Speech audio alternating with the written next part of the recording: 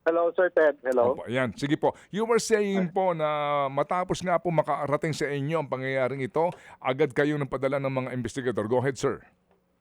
Opo, noong 23 po, nag-dispatch na po kami ng tao doon para nga po makipag-coordinate sa Office of the Mayor para tugunan po yung mga reklamo na natanggap namin, yung mga assistance po na hinihingi ng human rights group. Yung po kasing assistance na hinihingi nila sa amin is yung mabilisang pag-retrieve po sana ng mga bodies ng mga namatay. Tapos yung para ma-validate din yung allegation na kasi meron pong parang mass grave kung saan ililibing na yung mga namatay. Based naman po doon sa coordination namin with Office of the Mayor ng Toboso po ay wala pong mass grave. Nasa pangangalaga po nila yung mga namatay at inaantay po nila yung retrieval ng mga bodies po ng mga kamag-anak. So, meron na pong tao na doon. Pumunta rin po ng eskalante yung isang team para po nga po sana mag-interview yung family yung journalist. Pero po, hindi sila nagtatag po ng pangabot kasi punta naman po doon sa retrieve yung body. Oo. Pero meron gawin po yung mga activities na sinasagawa po. Medyo talagang ang ating linya. Nako, kung sakasakali po, baka ho kami mag-schedule ulit ng interview na ito para po na lang sa update kasi nga po, baka din po kayo abala ngayon at may mga dapat pang gawin kasi po nagpuputol-putol ito. Sa panghuli na lang po, kung kaya pa po ng ating pong signal, ang sinasabi po ninyo, retrieval ng mga labi ng mga kasama, ito hong 19 na napatay.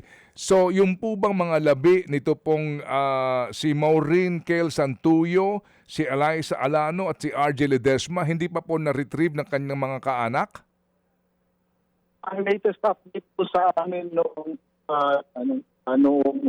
update po ay parang naandun pa rin po ata sa hindi pa rin po na-retrieve sa kanilang mga bata. Sige po, siguro mag-schedule na lang ho kami ng follow-up interview po dito. Ang amin po lamang nga kasi ngayon, para lang ho nga, sabi nga po, para po impartial po yung investigation is kung meron ho bang mga testigo na hindi po, kumbaga, neutral na makapagkikwento ano ba talaga nangyari kasi wala ho naman mga body cams yata itong mga sundalong ito eh. Opo, wala po bakit. Ang pang gagawin namin ay yung pong mga presidente ng lugar ay ang interview kasi meron din pong tulong na hinihingi sa amin na dismiss po sila doon sa community.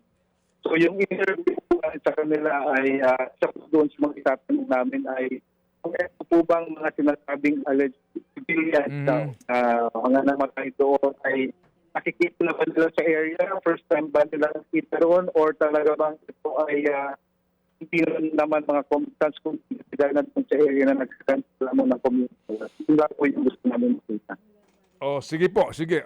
Kami po itatawag na lang po ulit at magsaset po ng mas maayos po na linya next time para po sa mas mabuti pong paliwanag ng Human Rights Commission. Kami po nananalig nagagampanan po ng komisyon ang inyo pong mandato para po sa patas na investigasyon at kung sakasakali man po ang pananagutan ninuman kung meron man po. Salamat po, Attorney.